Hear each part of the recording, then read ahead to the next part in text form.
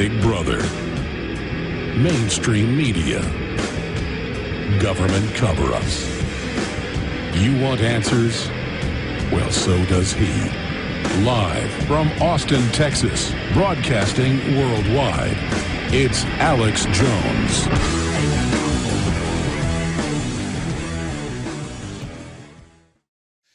This is our little interview with Arpaio. It's about 8 minutes long. We'll play part of it now and go to break and play the rest when we come back. Then we have their head investigator in a longer interview. And he brought up the fact that in 50 years, this is the worst censorship he's ever seen of what he's actually found and put out. And he also got into the fact, this is breaking, that regardless of what the legislature does with their bill to demand the original real birth certificate with proof, they're going to go ahead with their investigation. So his investigation is going to continue regardless of what the state does there and more. Here is that interview that Patrick Henningsen and Rob Jacobson conducted yesterday at the sheriff's office in Maricopa County, Arizona. Here it is, Infowars.com exclusive. What's the significance of this bill today, this legislation that's been introduced this week? Well, I think it's important. It's only common sense, using a law to pursue, to make sure the person that is running is who that person is. I don't think it's asking too much. I believe that our investigation probably substantiates the need for this. When you look at the evidence that we have accrued in the last 6 months with our cold case posse, anybody with common sense looking at those two documents that we feel are forged would say, wait a minute, you know, we better get another system going to make sure this doesn't happen again. So it's only common sense, but there's a lot of politics involved. People don't want to even talk about it. You can see there's not many people that showed up here. Everybody wants to ignore this subject. And most of the questions in that press conference on March 1 wasn't about the evidence. They didn't want to talk about that. It's all, this has been already done. You know, this is old stuff. Why don't they talk about the evidence? Nobody's talking about the evidence, which is very interesting. And there seems to be a national blackout on this. I mean, you know, whatever I do, I make national news.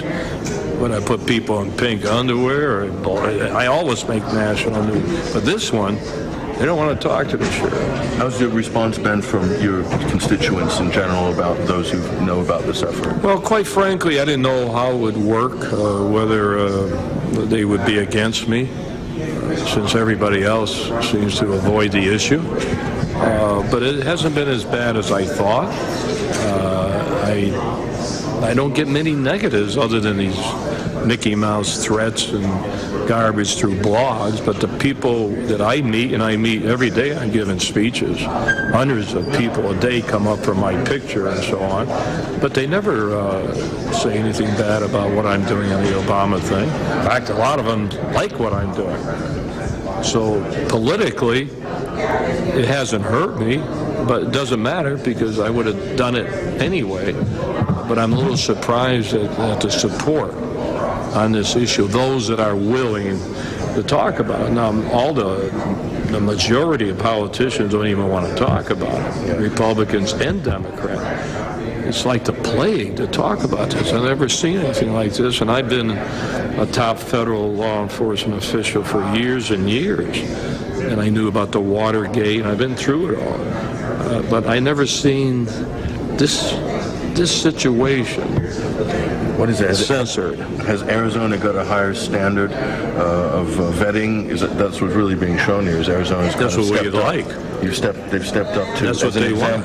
To the other. Yeah, that's states. What they want. And I think that what I came up with probably is it really reiterates the need for this. It just happens to be in Arizona, and the Tea Party came to me and asked me to look into it, and I gave it to my volunteer posse, made up of ex-cops and attorneys, at no cost to the taxpayers, and they report to me. I have 3,000 posses. I happen to have a cold case posse, and I told them to look into it. I mean, what's the big deal?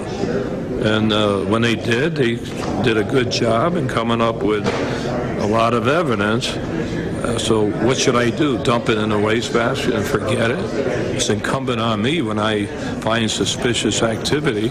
If I can't handle it, give it to other authorities that can, if they will, and not drop it. So I'm not dropping this. I'm going to keep moving forward.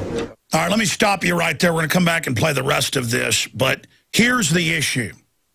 We have inside sources inside the Sheriff's Department that have confirmed that Arpaio is fearing for his life from Obama, and that Arpaio has a lot more information than he's even released. The fact that there's probable cause and the birth certificate is clearly fake. No kidding.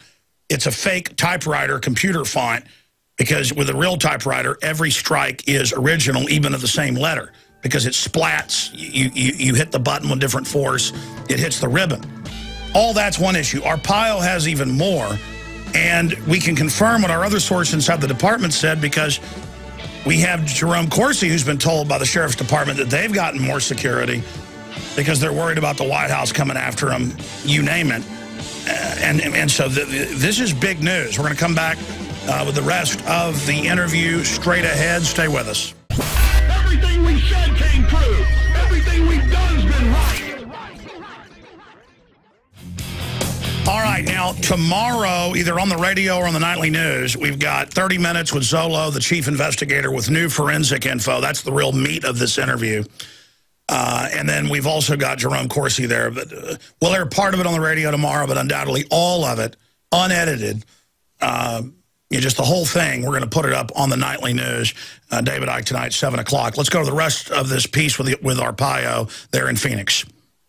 And not dropping. So I'm not dropping this. I'm going to keep moving forward. How good is this team you've assembled, in your opinion? Well, they're ex-cops.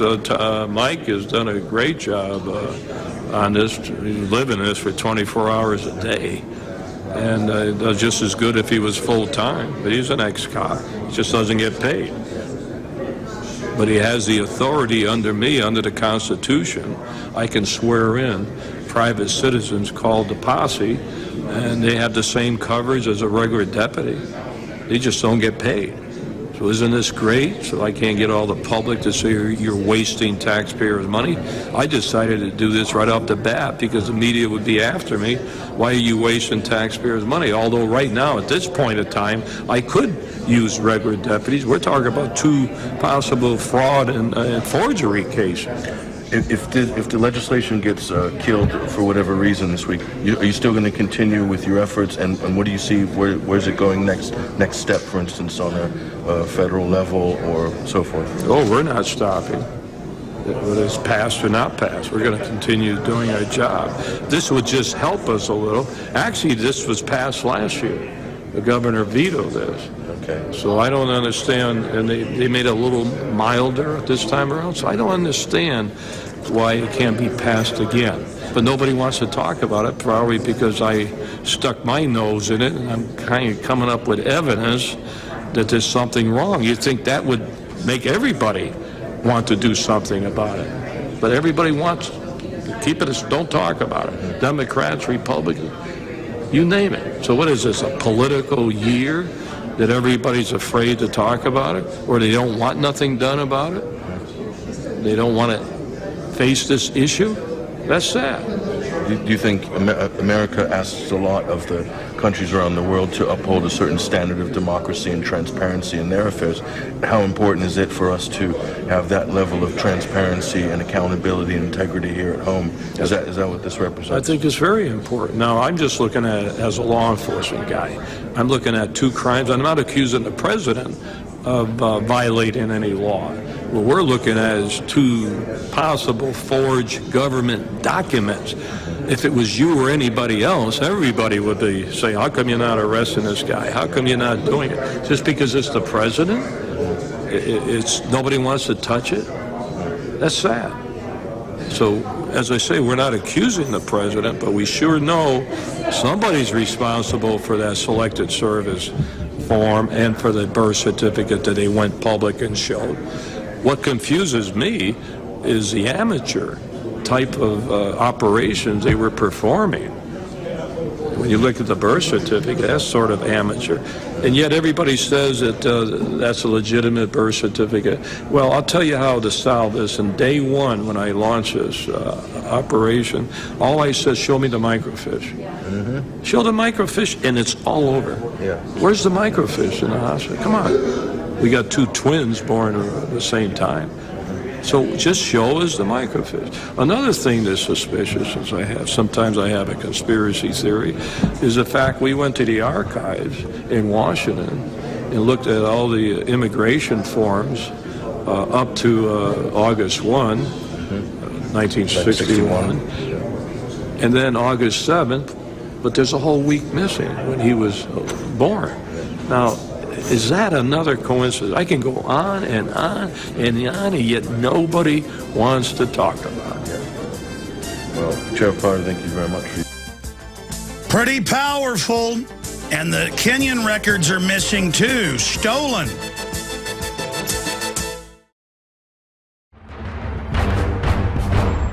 Ask yourselves, what are you doing in this time of great challenge? What are you doing to unlock minds?